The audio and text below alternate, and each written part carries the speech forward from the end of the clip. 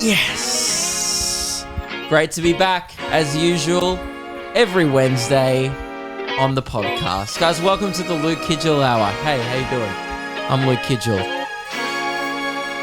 And this is going to be the next hour. Somewhere on the sea. You didn't like that one? Longer, so it seems. I burned out, so to speak. Dude, Reese and I have been hanging out way too much. And we're at the point now where we just laugh at anything. I'll just do something a bit shit. And Reese is like, wow, bravo. Because it sucked. Welcome back to the Luke Kidgell Hour. Today's buzzer to begin the hour is sent in by Dale. Keep them coming in. LukeKidgellPodcast@gmail.com.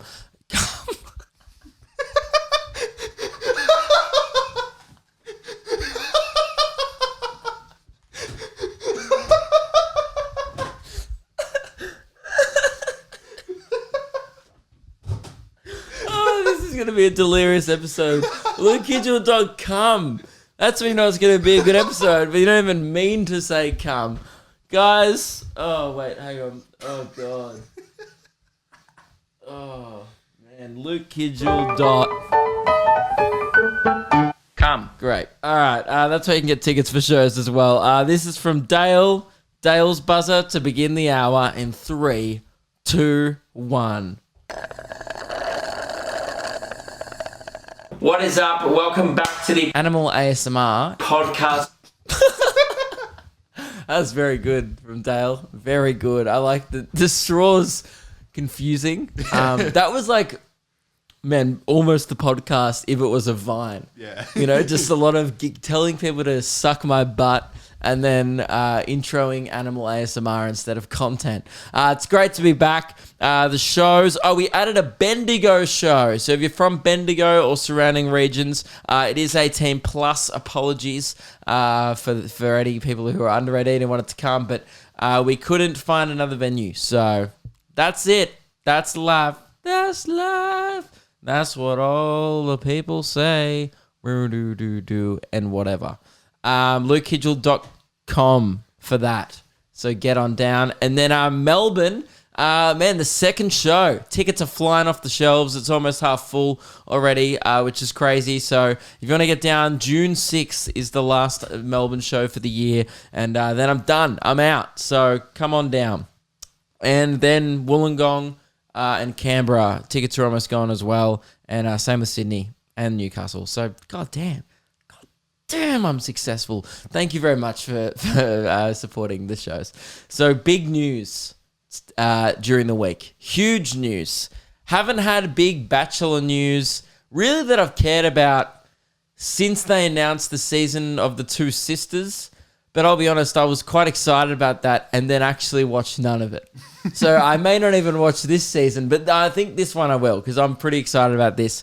The new season of The Bachelorette, they announced last week that Brooke, who's from, I think the Honey Badger season, but she left because she was too good for him. She is now The Bachelorette, and you're probably thinking, so what, Luke? What's the big deal? Seems like another ordinary season of that television show. You couldn't be more wrong, you fool. Brooke is, firstly, she's Indigenous, which is great. First Indigenous Bachelorette. We fucking love that. Bit of diversity for once on Australian television. Actually, a great change of pace. So props to Channel 10 for that one. But secondly, and the most important reason is she's pansexual, which means gonna be boys and gonna be girls all fighting over the one chick. If that is not the best television you've ever heard of, imagine a bunch of insecure blokes from the Gold Coast and Byron Bay having to compete with hot lesbians. Oh my God, Channel 10. I've been suggesting this for years, and we can maybe go find the episodes. I reckon early 2017, I said this on the podcast, there needs to be a bisexual edition of the show. where there's guys and girls all fighting over the one person. Could you imagine that? A bunch of influencers, like, they get insecure. The dudes usually get insecure over other dudes. You can't compete with hot lesbians. Almost the arrogance on the guys on that show. Rocking up to the mansion, shaking Osher's hands, looking Osher dead in his beautiful goddamn fucking eyes and saying, yeah, man, I think I'm a shot here. You're dreaming. Hot lesbians. Do I have to say any more? It's going to be the most highly viewed season of The Bachelor in every inner city and the least viewed season of The Bachelor in every regional town across Australia, 100%. They're not ready for it. They're just not ready, all right? But it's 2020. I'm assuming it's going to be 2021 or 2022. I think it's this year. Yeah, it must be this year. They're not announcing a season that far out. 2021, man, get on board. There's going to be chicks making out with chicks. There's going to be dudes crying in the corner. And that's how I think the show's going to go this year. And I could not be more thrilled about it. So bring it on. Man, that's going to be so good. Like, she's going to have to pretend. You know, they even have to pretend to like the ugly ones. You know, like they always go, oh, you know, like the girls always like, you know, Dave has a good personality, and everyone's like, shut the fuck up. Dave has hair down to his ass, and he didn't even bother to tie it in a ponytail this morning. Dave's personality isn't even as good as you're saying, you know? This year, she's going to have to pretend to be into just the guys in general. If she ends up with a guy, now here's what I reckon it might be. There might be 2 or 3 real players amongst the dudes. Not many. They can go. People just want to see, really, a lesbian season would just be better. But I'm happy to go both. Actually, both is probably better because you get like the larrikin guys mixed with the bitchy chicks. Yeah. Oh, God, this is making me fucking moist. Thinking about it. I can't wait. But here's what I reckon she's going to do. If I were her, at least. Okay? You got to play it smart. You're single. You're in a mansion with a bunch of hot dudes and hot girls, and you're into all of them, right? Here's what you do. You go on a rampage with the chicks. Every date, you're macking on. You wait till the cameras turn off. You're trying to slip a finger in. You do whatever the fuck, you know? She needs to get down and get jiggy with it. No one said that since Will Smith said that, but I'm bringing it back. All right? She needs to... You know what, man? She needs to get the strap. She needs to get to work, right, with these girls. There's going to be a lot of hot girls in that mansion. She needs to start episode 1, right? I want her to kiss someone at the first cocktail party. She's got work to do. Come on, Brooke, get in there. Then, right towards the end, you need to start playing ball. You need to narrow it down. I reckon there'll be 2 to 3 nice guys in there that she'll be really weighing up. And it will be interesting. You know, it would be a great finale. 1 guy, 1 girl in the showdown, home visits. Oh, so good, dude. It's going to be fucking good TV. So, yeah, get around it. I'm excited to what the new season of The Bachelor has to bring. And yes, we'll be doing videos on this one. You'd be a fool not to. It's going to be drama city. God, I hope one of the girls contestants just punches out a bloke into the pool. Or he just smashes into a rose bush or something, or Osh has to come in and break it up. I just think that this has never happened before, and the girls won't know what to do. Because think about there might be some bisexual girls. Oh, this would be good. Hopefully they get bisexual dudes and bisexual girls in there, or gay guys, straight guys, lesbians. I just want a whole mix, right? I want the contestants to start fucking. I want it to turn into Love Island, you know, just like Love Mansion. They just get in there and like they've gone, hang on, this, you know, look, this Brooke chick's great, but who's this bloke? You know, I'm looking at over the cocktail party.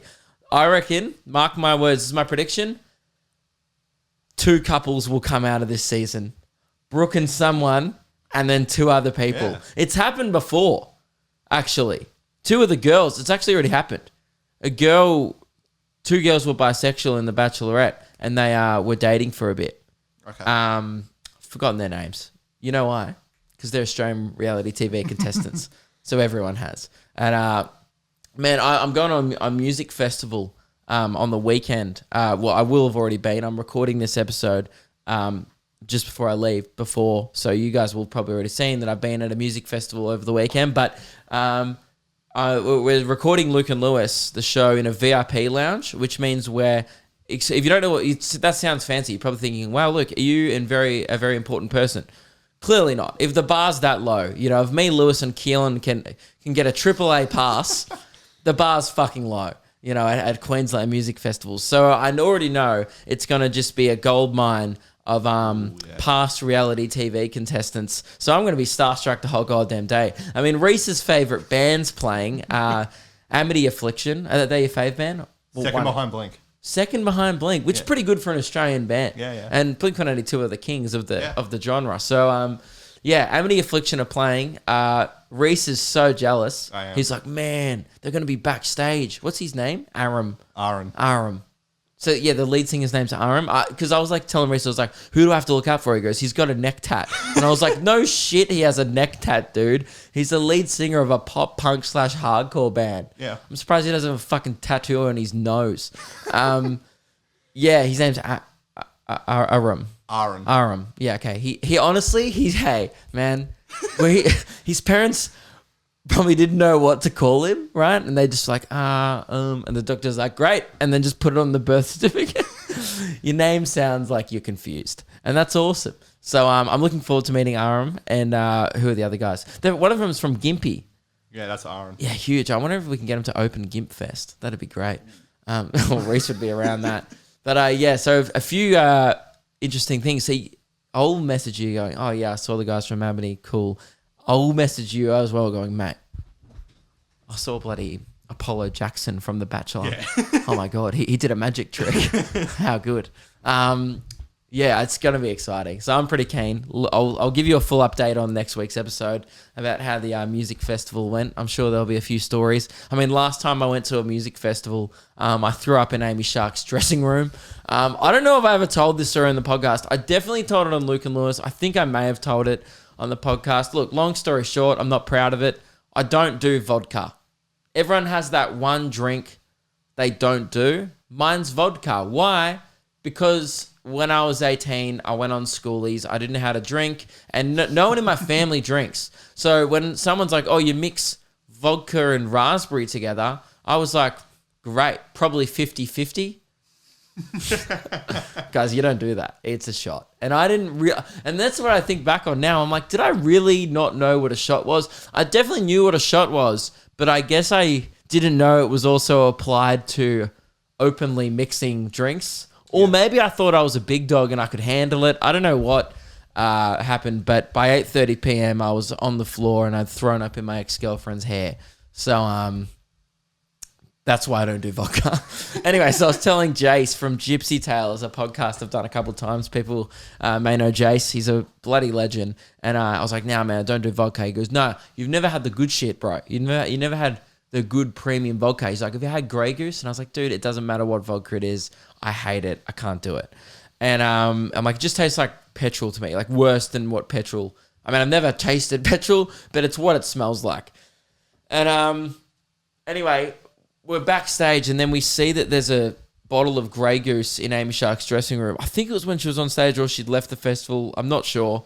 I was a bit intoxicated. Anyway, he's like, mate, it's just a bottle of Grey Goose right there. Have a swig. So I had a cheeky drink, and I feel like I'd earned it. After all the I Said Hi Amy Shark promotion that we did, I was like, honestly, the least she could do is grant me some of her Grey Goose backstage. So appreciate that, Amy. Also, Amy Shark says hi, everyone. Pass it on, tell your friends. I had a swig and immediately threw up all of her carrots and Savoys that I'd eaten from her as well because she had a little platter there backstage. They're up on the ground and you're probably thinking, oh, Luke, did you clean it up? No. I think the direct quote was, oh shit, let's get the fuck out of here. And then we ran away. And I don't know what happened. And is that one of the most disrespectful things I've ever done? Absolutely. Am I proud of it? No. Would I change it? Also no. Pretty funny story. Wouldn't do again. can't promise it, but I'm not going to try and do that again. But a pretty good one to tell the fellas. Yeah. You know, it's just one of those stories I have now. It's kind of like me bumping over Kesha backstage at Jimmy Fallon in late 2018. Just one of these things now that's happened. My 3 best stories are probably throwing up in Amy Shark's dressing room. I mean, I guess my 3 best celeb stories would be throwing up in Amy Shark's dressing room, not bumping over Kesha, and getting winded by Arnold Schwarzenegger's security guard. Yeah. Yeah. Those are my 3 best ones. And I think I've told them all. I'm assuming I've told them all 6 times already in the podcast, so I will not be going into them. But anyway, music festival should be good. Looking forward to the high volumes of influencers / reality TV contestants. It's, you know what it is? This is all an Australian VIP section is. It's a bunch of people with a couple 100,000 Instagram followers. Me, I don't even have that. I don't know why I'm there. You know, it's people with a bit of online clout, a bit of a TikTok fan base, all staring at each other, going, "Who the fuck are you?" And the feeling's so mutual. Like, I'll stare at someone and go, "Who the fuck are they?" And they're staring at me going, "He's not hot enough to be here." And I'm just like, I agree, but I actually have a talent. So, you know, and when I say talent, I use the word that's cum jokes very loosely. I use the word talent very loosely, but, you know, my talent isn't my asshole on Instagram. I wish that was my talent. Not a great hole. So I'm working on it, though. Speaking of, a little bit early, but a great segue. Guys, clean up that hole. This episode is sponsored by Manscaped. Use code BASIC to get 20% off and free shipping on your Manscaped shaver, man. It's so good. The Lawnmower 3.0. Yeah, not the 1.0. This isn't their first go. No. Not even their second go. They nailed it on the third. Very similar to, in my opinion, Star Wars. Controversial? Sure.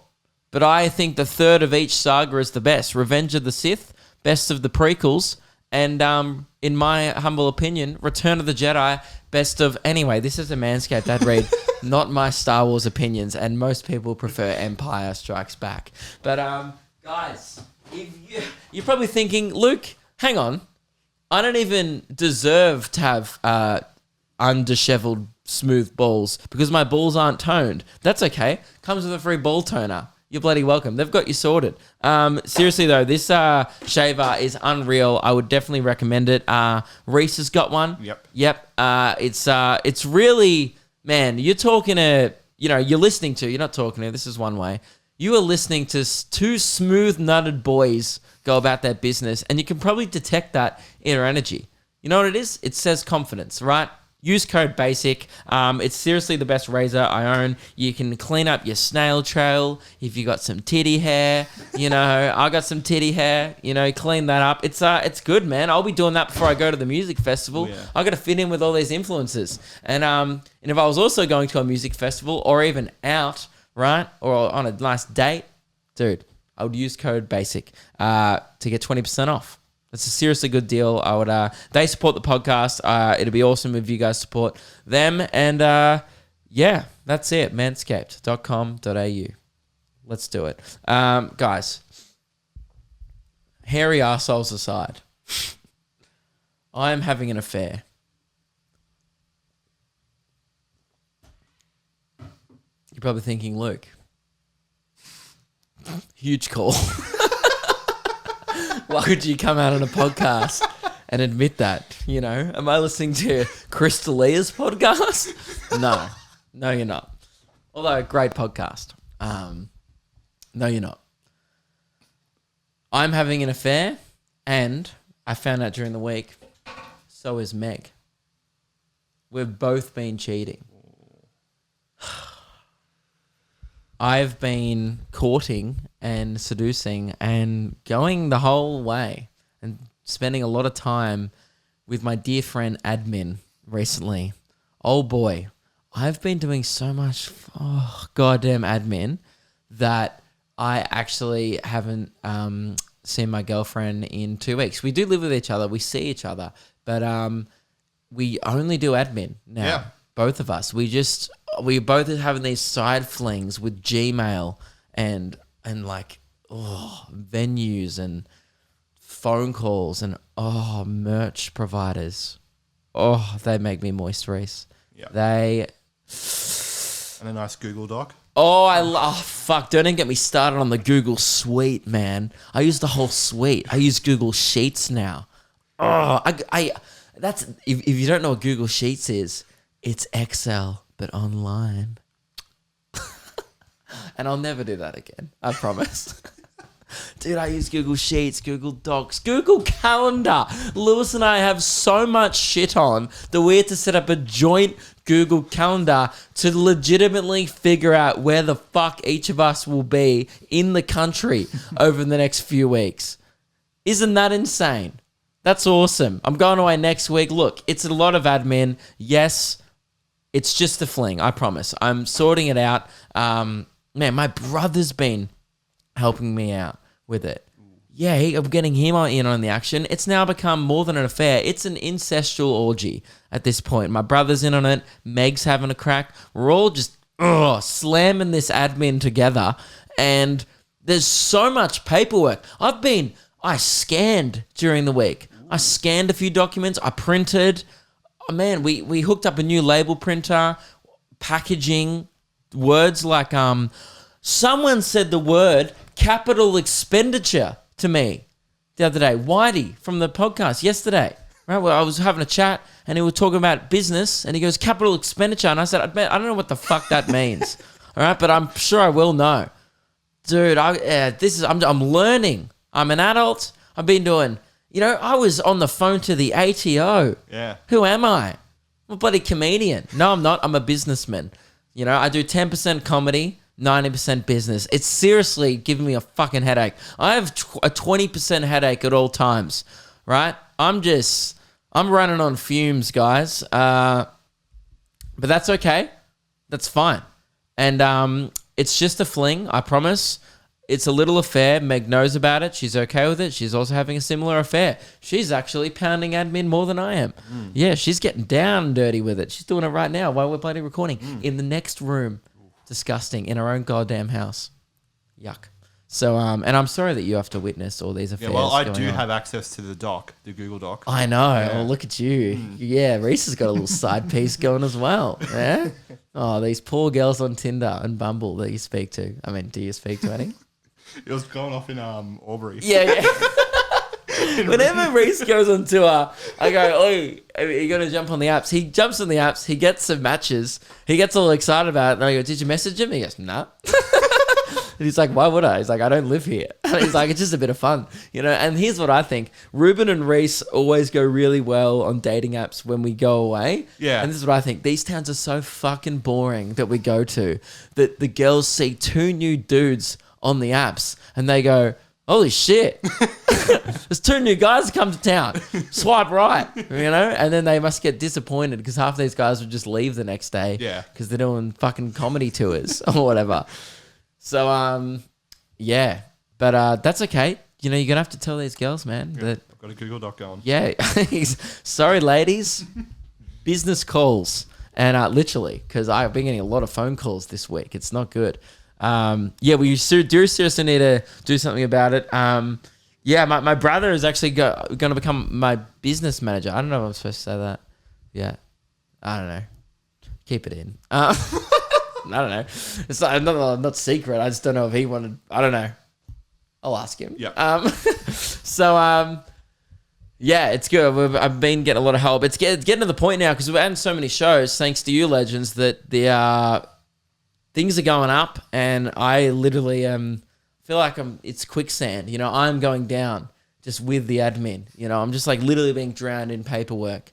But that's okay. We're sorting through it, and I'm excited. It's a good thing. It's ultimately a good problem to have. It means the more paperwork I do means the more shows we're putting on, which means the more bloody fun in the long run. So yeah, that's it. I'm having a bit of a fling, but it'll be over soon. One thing I did want to break down and discuss with you, Reese. Yes. Is I've been on a Fast and the Furious again, another affair. Me and Vin Diesel, all right? And we've been really going at it almost every night, me and Vin. It's actually become a threesome because Meg watches it as well. I've been doing a lot of Fast and Furious action, and I gave Reese some homework. I'll be honest, guys, and I'm just going to say this out loud and be completely transparent with you all. I, Luke Kidgell, am quite low on content today. But that's not going to stop this podcast from going ahead. It never has, and it never will. We push through, all right? Whether that be, a monkey eating a fucking apple, or we got sent a video of a dad eating lettuce.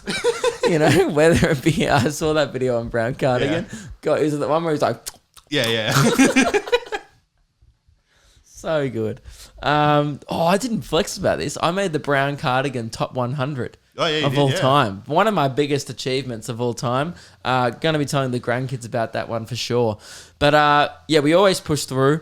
And I was like, dude, I've been wanting to talk about this for weeks on the podcast. I just don't know how it's going to be received.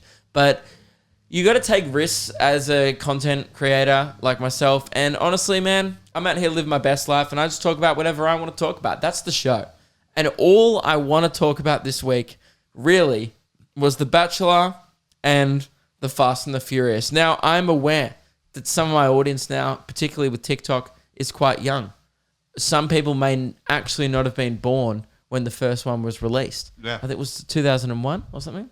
I'm not sure. 2002, early 2000s. 2001. Yeah, any movie starring Ludacris with an afro was early 2000s. But here's my first thoughts. And actually, just on my audience being young, dude, in Wagga on the weekend during my show, for some reason, you guys know if you've seen me live, I tend to go off script a fair bit, mainly just to amuse myself. And if it amuses the audience, then great. That's just a healthy coincidence. But I'm usually trying to amuse myself. And I started talking about Getaway and Jules Lund. Pretty niche reference, but I thought most people my generation would get that. My audience is so young, they all fucking stared at me and were like, Jules who? Lund. And I was like, blonde guy with the tips, on a beach in Byron Bay going like, get on down, None of them knew who Jules Lund was. So I started cracking the shits and I just start freaking out. I'm like, what about Coxie from Coxie's Big Break? I realised afterwards this show only aired in Victoria. We were in New South Wales. The whole crowd just looked at me like, what? And I'm like, you guys don't know who fucking Coxie is? And I start going off at this crowd for not knowing who Coxie from Coxie's Big Break is. Now realizing that most people listening to this podcast won't know who Coxie from Coxie's Big Break is. But man, if you know, you know.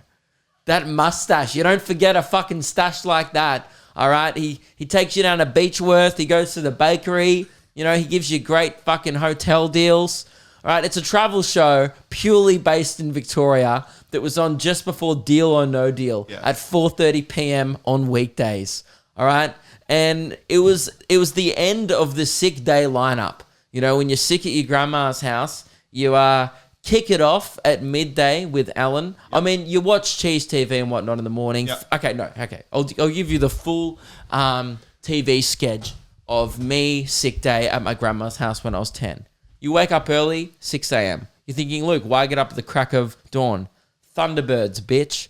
That's when it was on. 6 a.m. I'm not going to miss that puppet mastery, right? Then you chuck in, you really roll out the kids shows until 9 a.m. In that time, you might catch a bit of Arthur.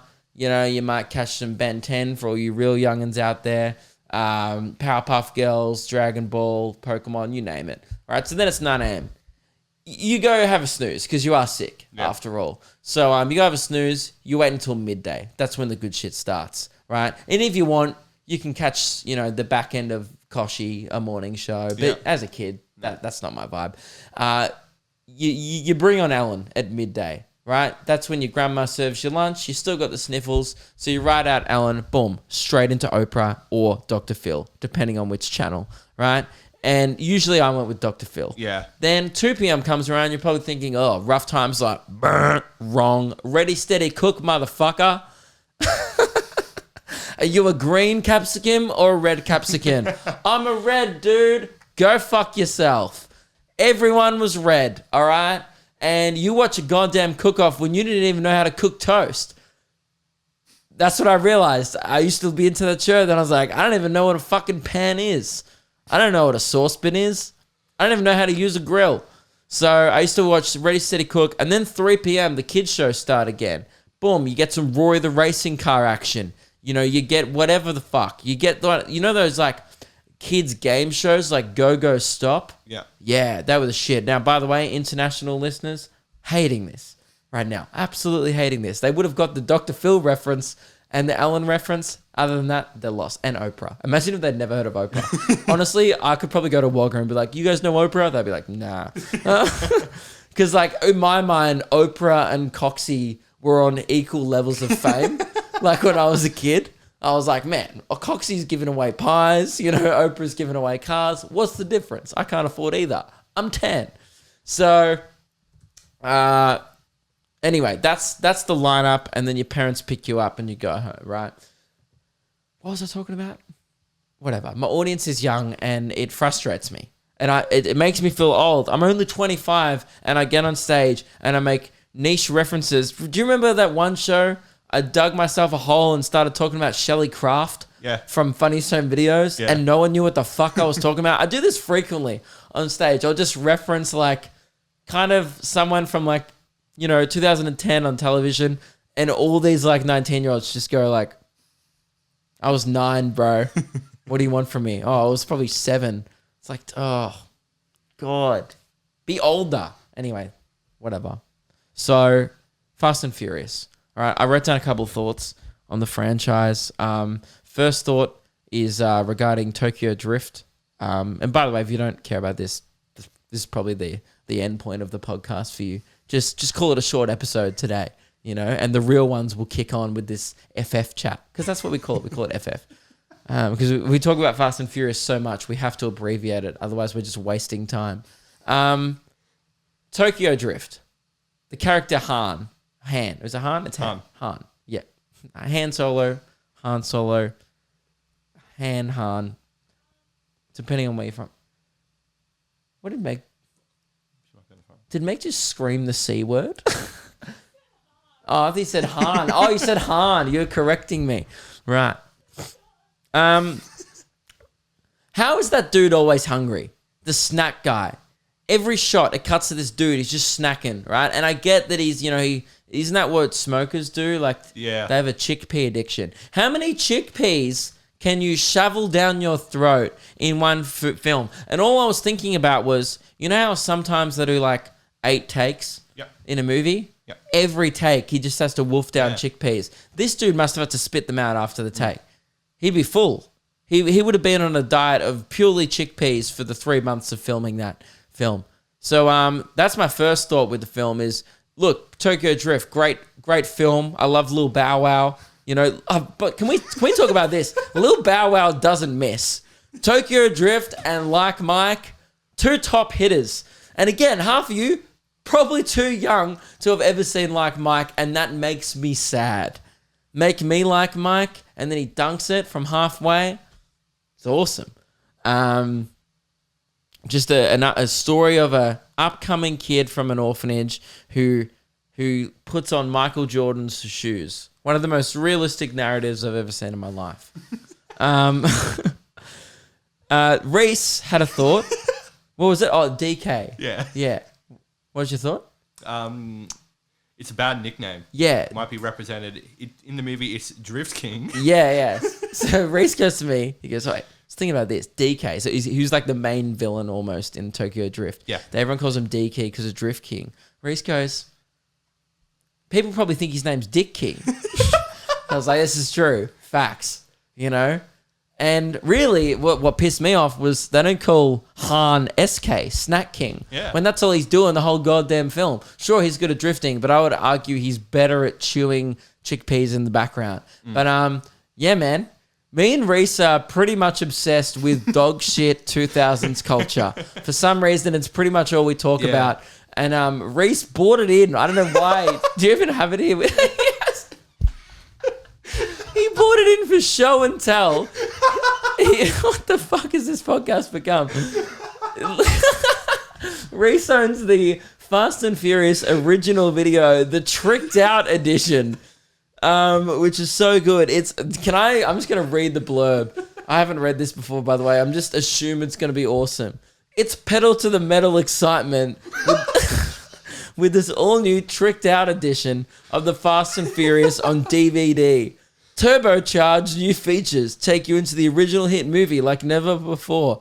Plus an exclusive introduction to the hot new sequel, Too Fast, Too Furious. Man, what do you get? You get a short film starring Paul Walker, a turbocharged prelude to the action. You get the... Man, DVDs are so weird. You get audio commentary by director Rob Cohen. That's bullshit. I want Vin Diesel's thoughts on it. Dude, these movies are so funny, man, that they just exist. And then, like, I was howling last night. I watched the scene on YouTube again where Paul Walker and what's his name? His name's Brian O'Connor's character has a fight with Vince over a tuna sandwich. It's probably one of the most iconic movie scenes I've ever seen. He's there because he wants to hit on Mia, who's like the hot girl at this cafe, and their food sucks. And this guy who is a bit of a fan of Mia comes in. He rolls in like the early 2000s cars, and he's like, "What are you here for, man?" He's like, "I'm here for the tuna." He's like, "No one likes the tuna." And then he just punches him in the face. And he orders it. And you know what I realized? Like a fucking child. He's trying to impress this girl. He orders Brian O'Connor, Paul Walker's character, orders a tuna sandwich with no crust. Are you 10? No, I don't like the crust. You fucking infant. No wonder you're getting punched in the head. I would just punch someone in the head if I fucking just heard them say no crust. I'd be like, well, that's a king hit waiting to happen. Jesus Christ. No crust. Grow up. Not only should you just, when you're out, never order a sandwich. Like, just sandwiches are really only things that should be consumed at home. I've had a couple of desperate sandwiches at the airport. Had one on the way to Adelaide. It's grim from like, you know, like those prepackaged 7-Eleven type ones. But just get a focaccia, get a burger. Like, there's better options out there. But in the early 2000s, the tuna sandwich with no crust, it's not even a meal at all. I really want to know if it was good or not. And the line that is another great line of the scene when Vin Diesel, Dom Toretto, who's Vin Diesel's character, breaks up the fight, and Paul Walker's like, "What? He was in my face." And then Vin Diesel goes, "No, I'm in your face." It's the best script writing I've ever seen. And dude, how's the way he just straight up calls him the F word? Yeah. The derogatory, homophobic F word. Yeah. Calls him a bloody maggot. Start him with F. And I don't know if you've seen it, but we watched the second one. This white girl, it's in the script. She's like an extra. She blatantly just calls someone the N-word. I think I missed that part. No, it's in the second one. The second one, yeah. Yeah. We watched it the other day. These movies have not aged well at all. And in Tokyo Drift, they're all just like trying to root this underage girl the whole film. Yeah. The main character, like who's supposed to be like the hot girl, she's like 25 in real life. Yeah. But she's playing like a 17-year-old. Like it's very vague because it's one of those movies where like they're all in high school in Japan, but they're all like definitely 26. Like even the guy who's like the mafia guy's sidekick, that dude looks 30. And he's like wearing a school uniform and he fucking fights someone for his iPod. He punches Lil Bow Wow in the face for his iPod. And these references are just fucking zooming over half of everyone's head right now. But God, man, those movies are so fucking funny. It's funny how they go from fighting over tuna sandwiches to becoming the Avengers. Literally.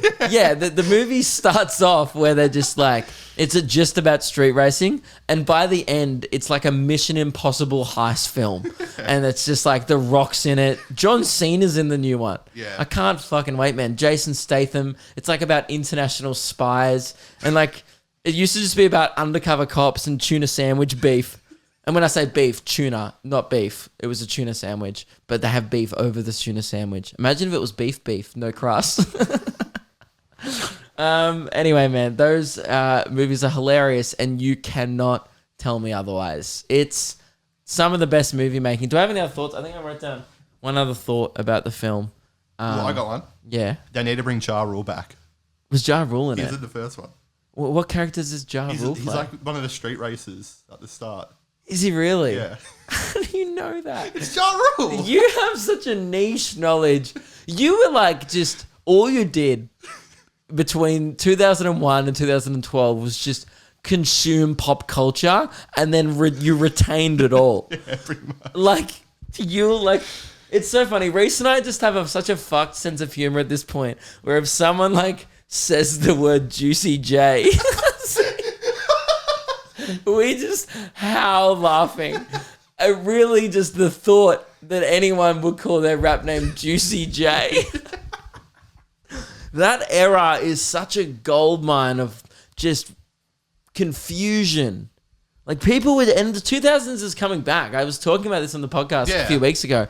It's weird. It's like the fashion's kind of back. Like you see people going out and they're wearing like, I saw a girl the other day wearing camo pants with like a Lizzie McGuire belt, like in public. And I was like, what the fuck is happening? And it's crazy. Like that's just what's back now. So, when you look at that period and they strapped a neon to their cars, really do we need to go back there that soon? The only really good things that came out of that era was the Fast and Furious franchise, Juicy J, and Sandstorm, and I'm Blue, and Crazy Frog. I can't really think of any other highlights, to be honest. I mean, there's heaps to Reese. Reese is just, clearly likes Ja Rule. But, man, so good. So, yeah, that's it, guys. That's all I wanted to talk about. We've got 18 minutes to go. That's all right. We still haven't busted out the jar yet, which is from Laura. Just want to correct last week. Yeah. I said it was from Lauren. Laura commented, and thanks for listening, Laura. She provided the emergency content jar, which we may get to.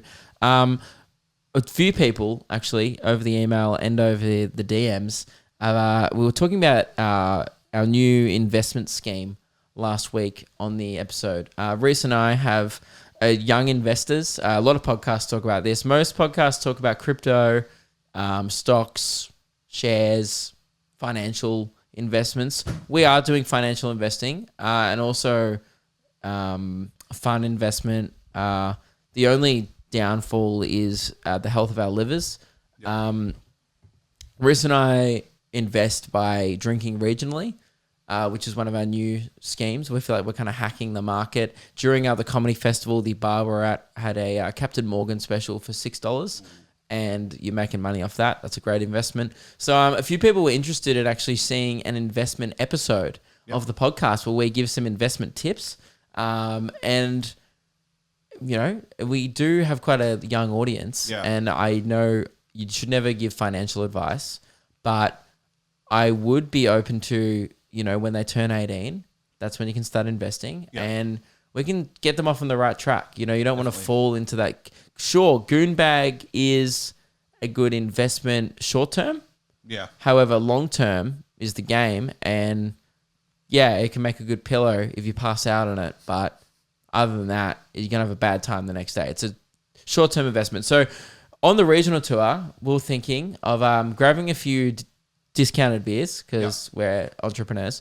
And we're thinking one day just setting up shop somewhere. I think it would just be better vibes if we're doing it in Bundaberg or Rockhampton or some regional town where we just do one whole episode of investment. And we have a few beers. We let you know about great deals we've seen around on the tour so far. And so a great suggestion. Keep them coming in. A lot of people want us to get blind, I think. And instead of being like, do a drunk episode, people are like, boys, could you tell us more about this investing you do and show us? Yeah. Yeah, it's pretty much a hands-on investment podcast, and we will have to categorize it under the financial section of iTunes. But support small business. That's what we do. with pubs a lot. And yeah, keep this country moving, people. That's what we're all about here. This one I wanted to bring up. It just says Charlotte's DM. Right, Charlotte sent a DM. By the way, we do check the DMs of the podcast account, so you know they're not pretty. Most of them are just people replying to stories. But Charlotte sent in this one: thoughts on the mice problem in New South Wales. Now, Charlotte, I don't know what you're talking about. Now, a professional podcast would have just chucked it into a search engine. Now, can you do that now, Race? Yep. Mice problem. Is there for real a mice problem in New South Wales? Are we living in the 1800s? What does she mean by mice problems? Because my only thoughts on it right now are, what fucking year are you living in, Charlotte, where you have a mice problem? Mouse traps exist. There's not a plague. Like, there shouldn't be rats and mice just coming around. Do they really have an over mice population in New South Wales at the moment? Can you find anything? New South Wales mouse plague to be fought with napalm. There's literally a plague. So I just said there's no plague, and there is one. There's a plague. Mice overrun farm sheds in Tottenham, New South Wales. Oh, shit. Sounds like the weed war, but with mice. Ooh, yeah. Yeah, it looks real. Oh, my God. Okay, well... Shops are struggling to keep up with demand for bait. Oh, really? People, they can't even keep up with poison. God damn. These poor mice. Or these poor farmers, depending on whose side you're on. You know, I want to be like Sweden during the war. Another headline, home invasion, fear as mice plague marches to Sydney. Really? Geez, the word marches makes it sound like the mice are just coming down the freeway from Campbelltown. You know, they're just like, they're all marching together, just like, as one. And they just like take over the city, one Starbucks at a time. That'd be great. Well, yeah, those are my thoughts. Other than, fuck, I hope it doesn't make down to Melbourne. I don't like mice. No. Nah. When you see them, I've seen, they used to run past here. Yeah. Sometimes. But we're going to be going to New South Wales soon. Oh, fuck. This will affect us. Then I'll have some thoughts on it. Yeah, that's pretty much the only time when I start caring about something. Is when it starts affecting me. Is that ignorant? Yes. Am I going to change my ways? Probably not. That's the whole thing of ignorance. So, this one also came in from James Hamilton on the DMs. I like this. Hey, man. Saw a business slogan and I'm torn on whether it's lazy or genius. Maybe you could shed some light on the podcast. Happy to help, James. The slogan is for a second-hand car dealership. The slogan just says, beep, beep, we're cheap. Pretty easy. It's both. It's fucking lazy, but I like it. Yeah. Beep, beep, we're cheap. You know what? It doesn't... I guess that's what you're going to a second-hand dealership for. It makes it sound shit. Like, not only because the slogan's lazy, so you're like, how much effort they even putting into these second-hand cars, but I guess you're going to a second-hand car dealership. You get what you pay for. You know, you're going there because you don't want to pay for a first-hand car. So, yeah, beep, beep, we're cheap. No, it's good, James. But again, whoever's doing this marketing, whoever's running these marketing courses these days, I actually think the real problem is companies like this just think of their own slogans and they ask a few friends, they go, what are your thoughts on beep, beep, we're cheap? And everyone in their life is lying to them when they go, yeah, that's good. Here's another thing that we thought was hilarious during the week. Well, we have such a weird sense of humor. We just think the weirdest shit is funny. Sorry, the weirdest shit is funny. We were at a petrol station just before we left for the shows on last weekend, and we noticed at the petrol station, the car wash at the petrol station had an Instagram account, and we were sitting there like that. Like, you're like, follow us on Instagram at this whatever car wash, and we were just like, why? Who the fuck would follow a car wash on Instagram? Like, sure. Here's another thing. Who's loyal to a car wash? Maybe some people who really care about their car. They probably have regular clients, but enough to be like, oh, I want to see what new deals they have coming up. We looked it up, mate. They have 100 followers on their Instagram. This sign looked like it was about 10 years old because it had the old Instagram logo promoting it. Yeah. So over the course of a decade, they've got 10 followers a year off that sign. Yeah. That is not a high hit rate. All right. There's might be a lot of people like us going to check it out, you know, and it was just a bloke sitting next to his car that's like, it's clean. And that was it. So, man, small business Instagram confuses me. Like, some businesses just don't need a social media presence. Like, local ones, you're not going, like, like, the 100 people are not probably all your clients anyway. It's probably largely family and friends. Yeah. But, guys, it's that time of the episode. It's time to bust out Laura's jar. So, let's do it. Emergency content. And by the way, so if I would love people to send me, like, just pass me pieces of paper with conversation topics or thoughts on them, or questions at shows, and we'll put them in the jar. Yeah. It doesn't just have to be Laura's as well. I'm going to dig deep today, actually. All right. This one says, who do you talk to the most? Ooh, Meg. Yeah. Probably Meg, Reese, Lewis, and Keelan. Yeah. I would say. It's just the people I work with, because that's all I do, because I'm having an affair with admin. And I talk to my parents, like, sometimes, you know, I don't live with them, but yeah, no, definitely Meg. Yeah, I'm getting bad actually with my actual real friends, because I've been away. They're like, it gets me so jealous, because we go away every weekend. Have you been finding this? Your friends are just like at the pub on Friday and Saturday, and they're having a great time, and you're like, oh, sorry, dude, I'm in Wagga. Yeah. And they're like, oh, why are you there? And I'm like, because my job. Yeah. You know, and like, I just like, they don't care, and they're all really understanding and stuff, but God, it makes me thirsty. I just want to invest locally. You know, I do enjoy investing in regional towns, but sometimes you just got to do some investment with the boys. But yeah, that's one thing that I've been lacking, actually. Jeez, getting real now. I need to I do need to catch up with some friends. Probably it's been since my birthday that I've actually seen them all. You know, they all, and that was, I felt bad even then, because they all came to my show and then we hung out afterwards. So we didn't really get to start, and then I had a meet and greet. Yeah. So we didn't even start hanging out with them till like 10 p.m. because I have a show usually on my birthday. Usually it falls on the comedy festival. So it's just weird. Yeah, it's one of those things where the people I talk to the most are people I work with, who are also my friends though. So it's a win-win really. So yeah, who do you talk to the most, Reese? You're probably up there. Yeah. Parents, a couple of my good mates, my sister, brother-in-law, just Who does anyone talk to? Yeah. Yes. Weird question, Laura. Now, look, we'll go back into the jar, though. It was a good one. I didn't mind that one, actually. I wasn't expecting... Yeah, got a deep answer. Really deep. Top 5 comedy specials you've watched.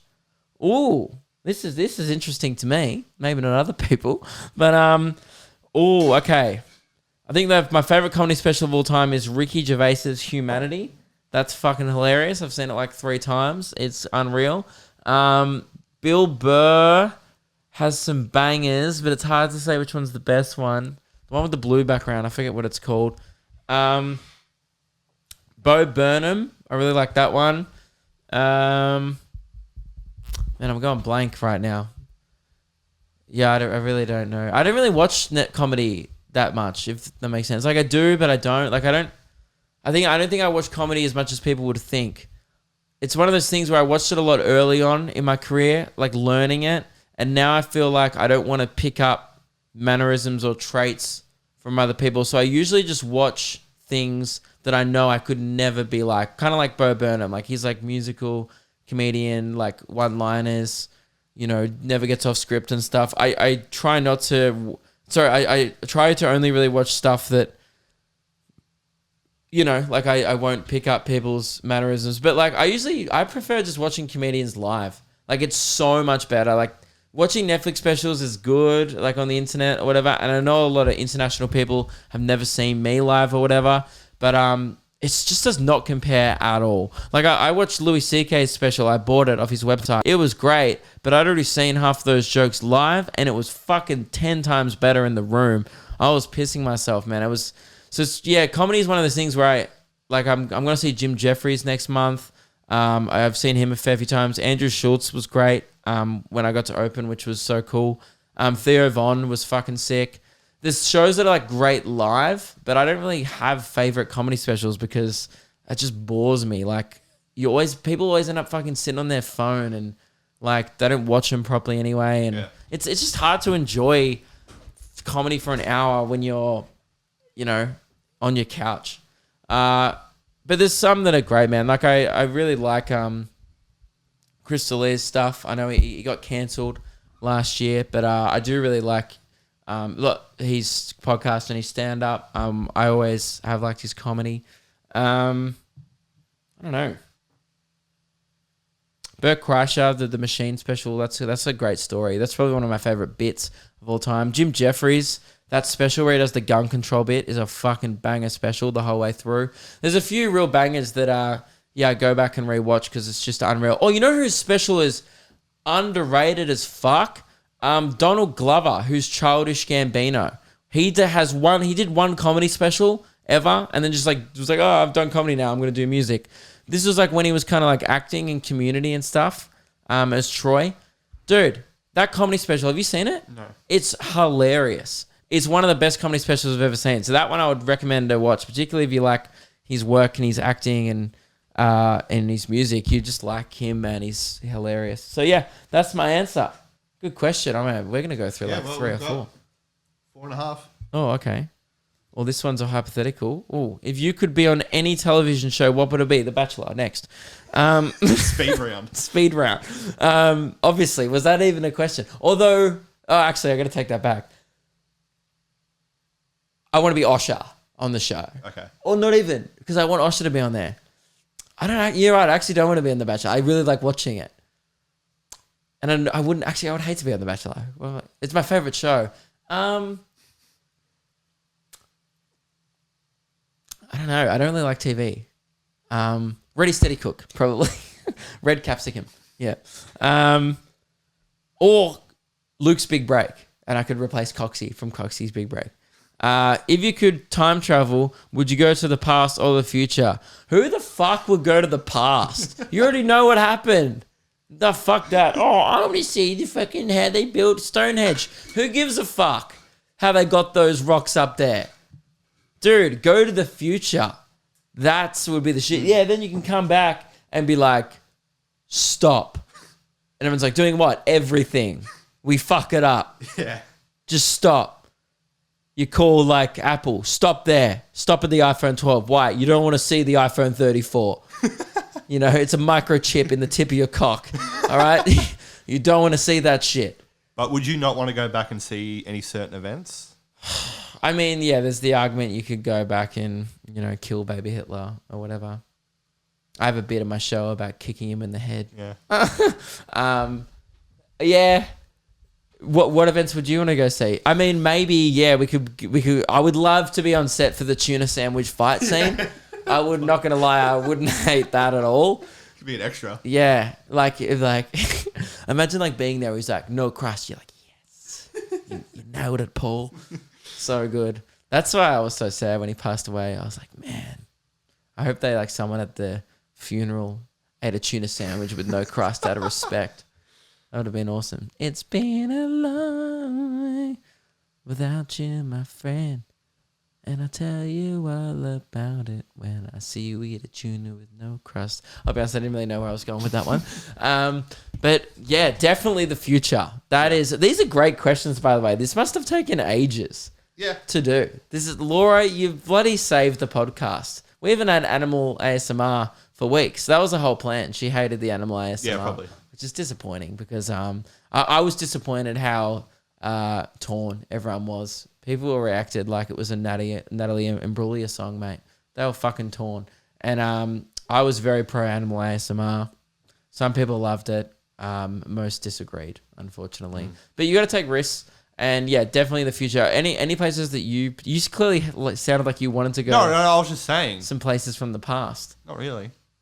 Like Ja Rule's first album launch or something like that. He would go see the shittest stuff. And here's the thing. He would go this is how much Reese is just Like, this is what I've realized. Reese just likes shit stuff. Why do all our editors kind of like shit stuff? Like, Keelan is he's too far gone at this point. You know, he bought a Big Brother vest the other day for $100 on eBay. What?